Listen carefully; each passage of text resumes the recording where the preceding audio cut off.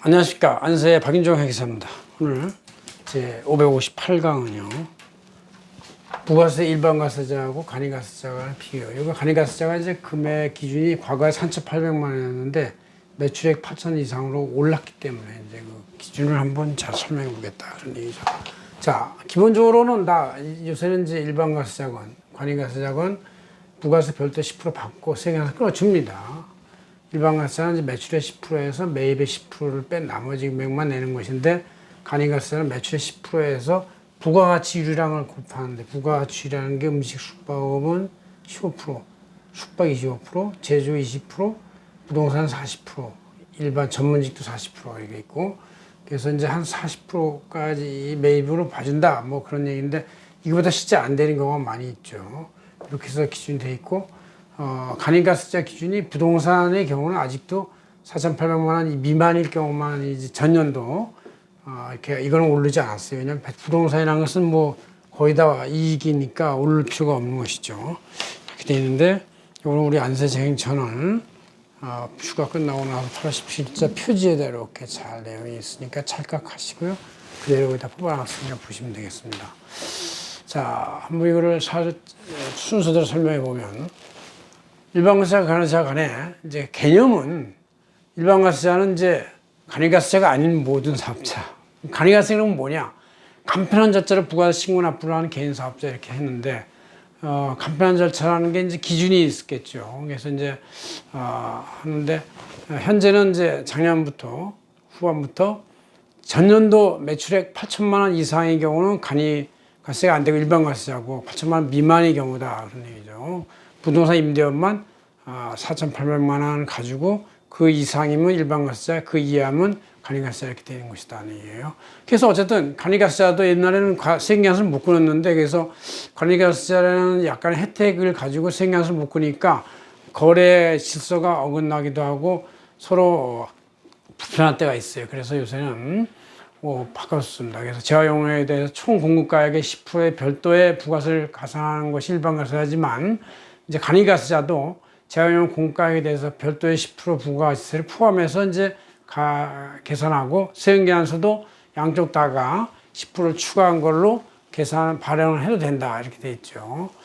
적용 업종은 모든 제조, 광업, 도소매업, 부동산 매매업, 전문직 사업자 등 작년도 기준 연 매출액 8천만 원 이상이면 무조건 일반과세자지만 간이과세자는 소규모 사업자 뭐 이렇게 돼서 전년도 8천만 원 미만 미다 사업자다 이렇게 보는데 그 중에서 이제 적용 업종에 있어서 부동산 임대업만은 전년도 기준에서 4,800만 원 초과하면 일반과세자, 4,800만 원 미만이면 간이과세자가 되고 과세 유흥장소 이렇게 술 먹고 춤추고 이렇게 이제 엔터테인먼트 하는 데들은 전년도 역시 기준이 8천만 원이 아니라 전년도 공급가액 4,800만 원 이상이면 간이과세자, 미만이면 이제 미만이면 간이과세 이렇게 되어 있습니다.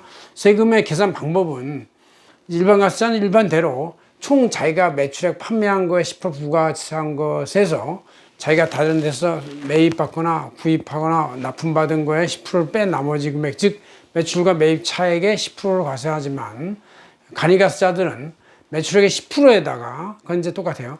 거기다 부가가치율이라는 거 판다. 부가가치율을 매입액에서는 나올 수가 없으니까 그냥 매입액인 조금이라도 있으면 0.5%만 해준다. 이런 0.5%. 0.5%는 10%하고는 비교도 안 되는 작은 금액이지만 받으라 그런 얘기죠. 가급적. 그렇지만 거의 뭐 0.5%가 혜택이 안 돼요. 그래서 부가가치율이라는 게 소매 음식점은 15%.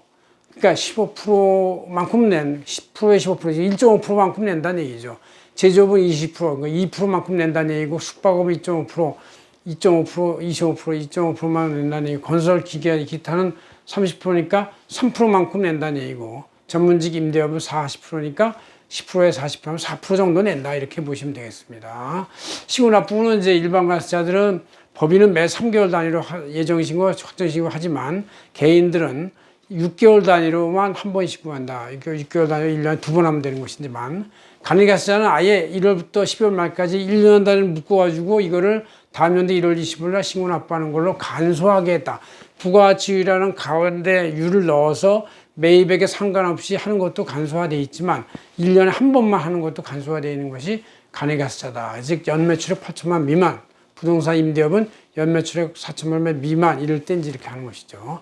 자, 그럴 때 제일 이제 민감한 문제가 상대방의 매입세 공제 여부인데, 일반 가세자는 이제 이쪽에서도 매출자도 매입세를 이제 차감받지만 저 상대방 매입자도 매입 부가세 10% 전액 공제 받아가지고 세수 입장에서 볼 때는 똑같아집니다. 그러나 간이가세자 입장에서 볼 때는 상대방 매입자도 매입 부가세를 전액 공제하는데 우리 매출을 낼 때는 부가가치율만큼 내기 때문에 그 차익만큼 한 2% 내지 5%, 6% 차이만큼 그 부가세의 세수가 줄 수도 있는 여지가 있다는 걸 이제 말씀드릴 수가 있습니다. 그거는 이제 국가에서 나름대로 간이가세자에 대한 세정을 부가세만큼 제대로 일반 거래와 똑같이 하되 약간 혜택을 주는 거니까 그거를 포기하면서 알아서 혜택을 가져라. 그렇게 이제 혜택을 주는 거라고 볼 수가 있습니다. 간이가세자가 이제 많은 자영업자들이 되게 많기 때문에 자영업자를 보호하는 차원에서